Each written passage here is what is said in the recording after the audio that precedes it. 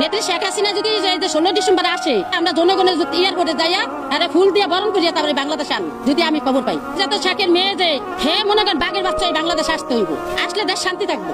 এই শেখ হাসিনা যেদিনকে বাংলাদেশে আসবে, আবার কি যারা নাকি তারে খেদাইছে ওরাও আমগুলোকে বিড়াই যাবো গা, কারণ ওরাও বাঁচতেই পাবো।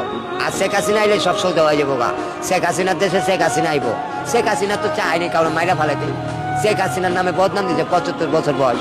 তার এই দেশে আনেন, গরিব বাঁচুক। সেই যাওয়ার আগে এমন কোনো মাদ্রাসা নাই, এমন কোনো মাজার নাই টাকা না দেয়া গেছে। আমরা মনে করছিলাম আমাদের বিএনপি হলে দেশটা ভালো হইবে, এই কারণে আমরা বিএনপি সবাই ভোট দিচ্ছি। কিন্তু এখন তো দেখতেছি আমরা ভুল করে ফেলাছি, অন্যায় হয়ে গেছে, তো মাপ নেই। কারণ সামনে বার তো আবার মানুষ পরিকল্পনা যে হাসিনায় আসবো, আমিও মনে করছি আইলে ভালো হইবে। শেখ হাসিনা যদি দেশে ফিরে তাহলে আপনারা কিভাবে গ্রহণ করবেন তাকে? তো আমরা অন্যায় করছি, ক্ষমা চেয়ে নেবো, আপনি থাকেন।